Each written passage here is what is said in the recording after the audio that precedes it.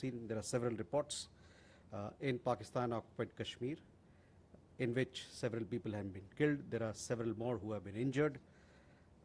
We hope the international community will hold Pakistan accountable for its misdeeds and its abuses.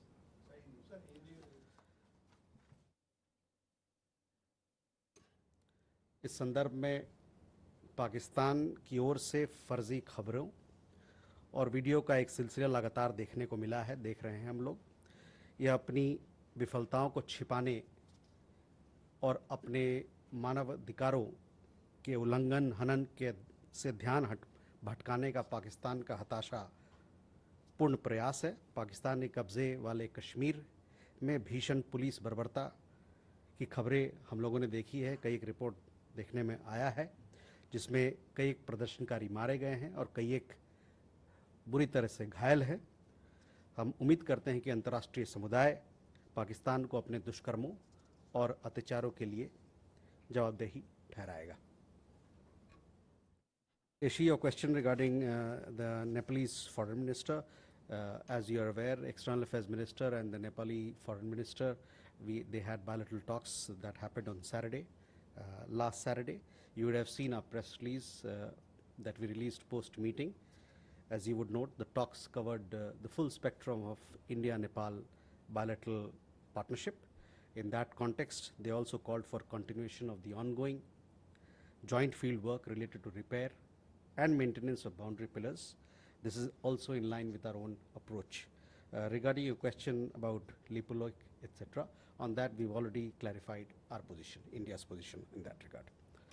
Your second question regarding border issues, we have the Border Guard Bangladesh and BSF DG level meeting going on. This is a bilateral engagement with India and Bangladesh to discuss relevant issues, and we will hopefully you will get an update on the meeting. These are issues which both sides are discussing and will be discussing during their conversation. Kavita, your question regarding the vessel which where we had several Indian nationals. एक जहाज जिसका नाम MT मारीवेक्स था, इसको Oman के तट के पास इसको निशक्त किया गया, इसको अक्षम किया गया। हमें ये पता चला कि ये जहाज पलाव के झंडे के साथ समुद्र में अपना काम कर रही थी। हमको ये भी पता चला है और ये हम जानकारी है कि जहाज के बीच और अमेरिकी नौसेना के बीच उनके बीच वार्तालाप हुई। इस घटने से पहले इस जहाज पर 24 भारतीय नागरिक कार्यरत थे। जब ये हादसा हुआ उस समय तुरंत ही हमारे भारतीय दूतावास जो कि ओमान में है तुरंत एक्शन में आए और वहाँ ओमानी अधिकारियों से उन्होंने संपर्क किया। साथ ही साथ अन्य जो पक्षधर इसमें है, MRCC है, भारतीय जहाज मंत्रालय है, सबके साथ बातचीत करके तुरंत उन्होंने कार्रवाई की और 24 भारतीय नागरिक को सुरक्षित वहाँ से निकाला गया। ये सभी नागरिक हमारे नागरिक सुरक्षित हैं और हमारी जो दूतावास है इनसे संपर्क में है और इनकी देखरेख कर रहे हैं। The ship MT Marivex was disabled off the coast of Oman.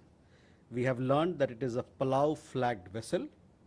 We also understand there was some exchange of communication between the ship and the US Navy before the incident.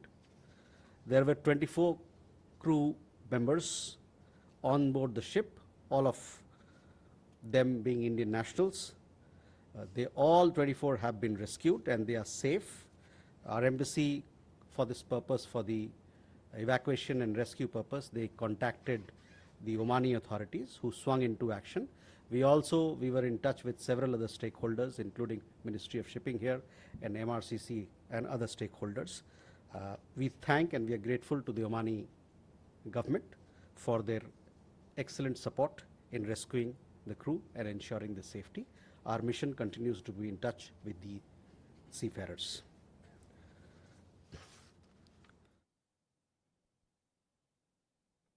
Saurabh, on the West Asia conflict, yesterday we did issue a statement, which you would have seen.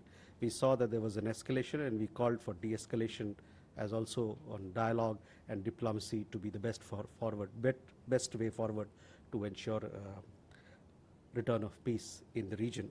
As for your specific question regarding how many seafarers are there, how many Indian ships are there, I don't have an exact number with me at this point in time, but I understand that when we have the regular press briefings held by Ministry of INB, where shipping ministry representatives are there, they give an exact figure. Last count, what I have is, but I don't want to take a guess here. I'll come back to you on exact number of seafarers as also ships which are there, Indian ships. Avanyu? Sir, any reaction on the reports of Nepal levying curbs on imports of mangoes and other fruits from India? Now, this comes after a similar action earlier had been initiated by Japan too. Okay. Keshav? Thank you, spokesperson. Keshav Padmanabhan from the Print. My question is with regards to the statement made by the Indian permanent representative of the United Nations yesterday on Afghanistan, where he called or suggested or indicated that India may be open to sort of easing or re-looking at the sanctions on the Taliban regime that have been internationally in place by the UNSC. So is this true? Is India looking for sort of easing of any specific sanctions on the Taliban regime? Would it support such a move if the UNSC decides so? Okay. Huma? So, with Keshav's question, my question is that is India raising the issue of women and children, how they are being treated by the Taliban? Has that been raised with them during any conversation? And my second question is, the president of Venezuela has just completed her visit to India, and now she has traveled over to Turkey. While she was here, she had a meeting with the US ambassador. How does India look at it?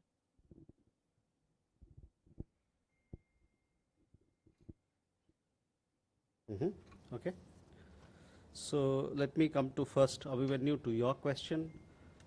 Look, what you ask, these are very technical details about mangoes and fruits. I don't have an visibility on this particular issue, but I guess Commerce Ministry would be in a better position to respond to you. Let me see if I can pull out some clarification or some details on this particular matter for you.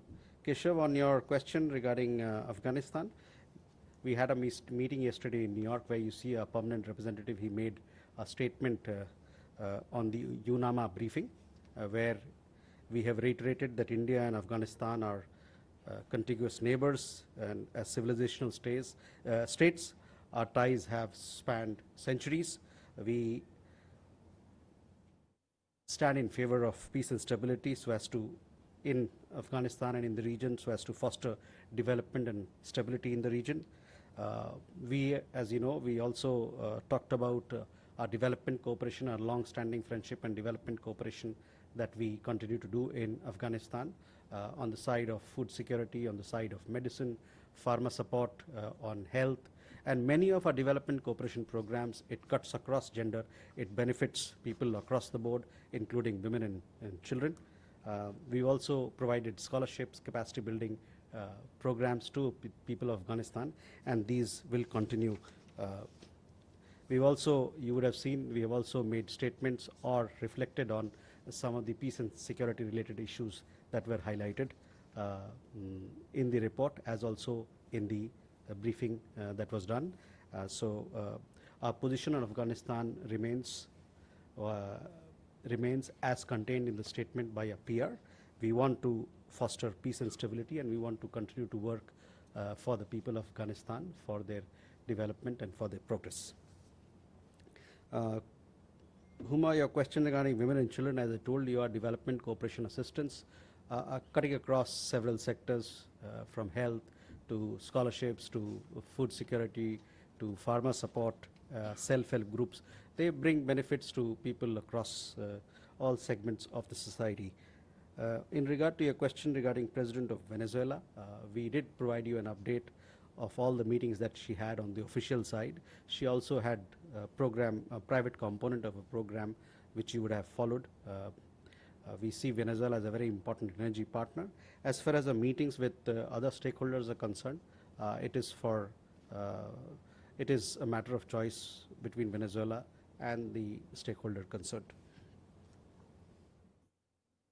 So with that, two questions this side.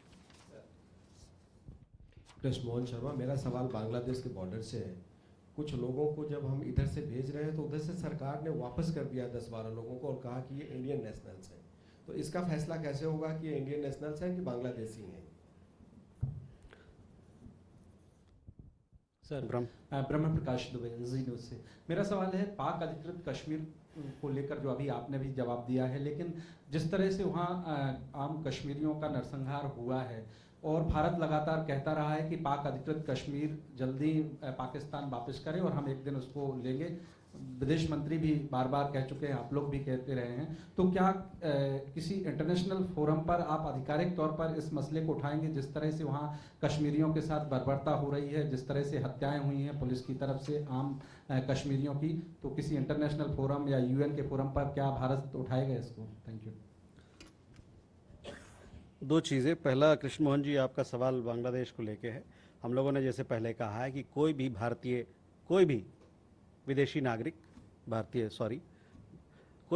नागरिक जो भारत में रह रहा है, अगर वो अवैध रूप से रह रहा है तो उसके पीछे उस पर कार्रवाई करने के लिए हमारे पास जो अपने कानून है उसके तहत उस पर कार्रवाई होगी।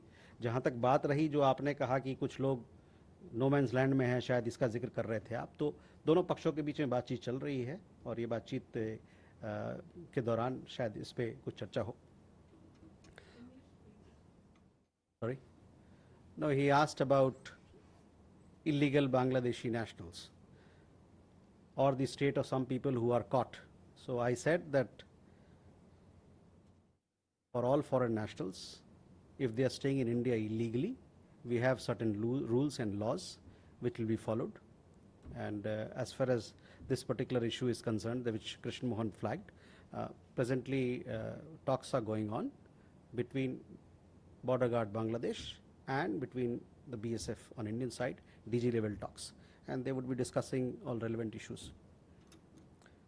ब्रह्म, आपका सवाल था पाक अधिकृत कश्मीर को लेके। तो एक चीज़ मैं स्पष्ट देना चाहता हूँ कि पूरा जम्मू एंड कश्मीर भारत का अभिन्न अंग है, और जैसा कि मैंने कहा कि जो वहाँ बर्बरता हो रही है उसको अंतर्राष्ट्रीय समुदाय देख रहा है, और ये हमारी उम्मीद है कि अंतर्राष्ट्रीय समुदाय पाकिस्तान को अपने दुष्कर्मों और अपने अत्याचारों के लिए उसको जवाबदेही ठहराएगा। So with that, ladies and gentlemen, we come to the close of this press briefing. Thank you.